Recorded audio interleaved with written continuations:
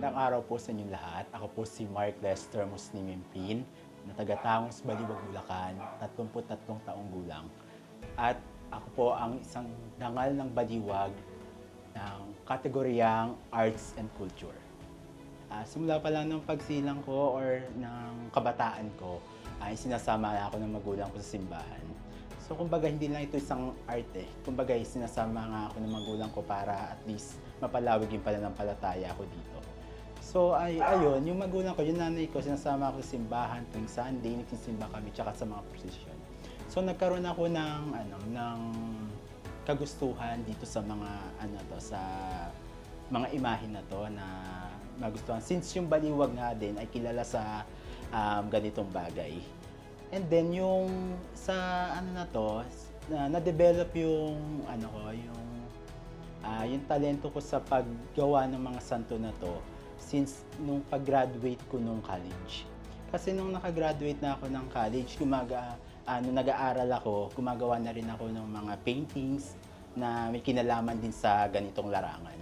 And then nung nakagraduate na ako, so syempre meron na akong sapat na income. Nakapagpagawa ako ng sarili kong santo. Since hindi pa talaga ako yung gumagawa ng sarili kong santo at hindi ko pa talaga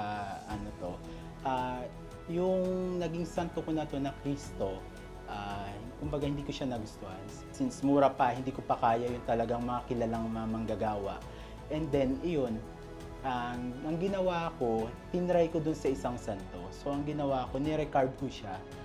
Tapos, nung na-recarve ko siya, so nakita ko na kaya ko palang gawin yung ganitong bagay. Na kaya ko palang pagandahin yung ganitong anyo ng isang santo. So, nung sa mga kaibigan ko, so tinry ko munang ayusin.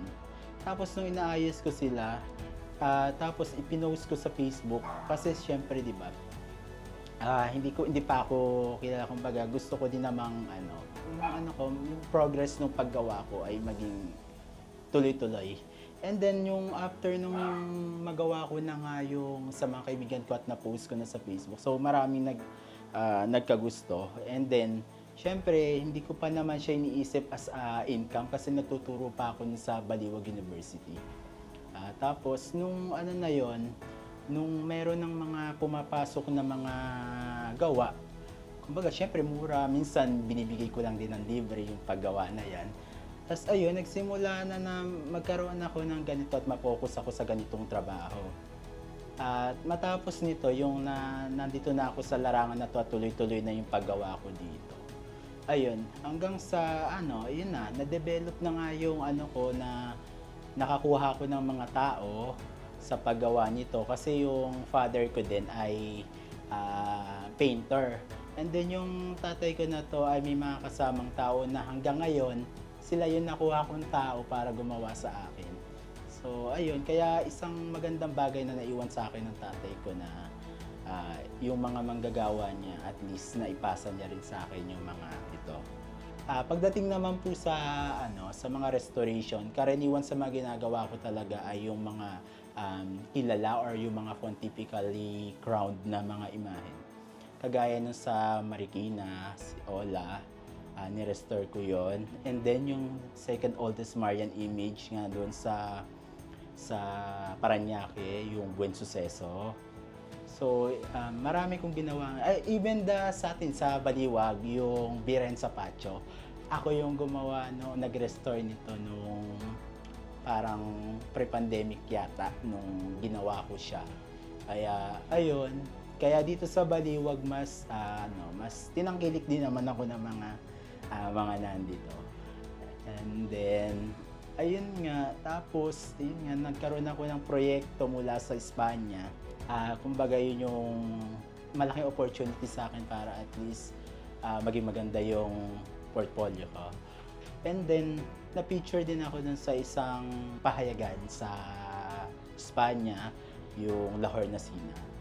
Siyempre dito sa Baliwagenyo Trade, siyempre bilang isang Baliwagenyo at kilala tayo nga bilang isang hindi lamang sa turismo ng prosesyon sa Baliwag. So siyempre yun yung isa sa mga bagay na tumulong sa akin kasi yung pananampalatayang Baliwagenyo. Kasi since ito nga yung pagkakakilanlan sa Baliwag at isa sa kinikilala bilang longest and grandest procession. Kumbaga, ito yung meron yung Baliwaggenyo kaya hanggang ngayon tayo yung kinikilala dito na yung pananampalataya natin, yung debosyon natin ay maipagpatuloy ng bawat henerasyon na Baliwaggenyo at maipasa dito. Kasi ito yung sining na kailangang hindi mamatay, mawala. Bagkos ay mas mapalawig natin at maipagmalaki bilang sa Baliwaggenyo. Lubos po ang aking pasasalamat bilang pagpili sa akin at paggawad sa akin ng dangal ng Baliwag 2026 sa kategoryang Arts and Culture. Pasasalamat po kay Mayora Sonia Estrella. Pasasalamat sa Baliwaggenyo sa pagtangkilik sa akin at pagpili sa akin. Kahit hindi pa ako alam ko sa sarili ko na hindi pa sapat at lubos ang aking kakayahan, ay ako ang napili bilang dangal ng Baliwag. Muli po, ako po ay si Mark Lester Mempin, dangal ng Baliwag, proud Baliwaggenyo.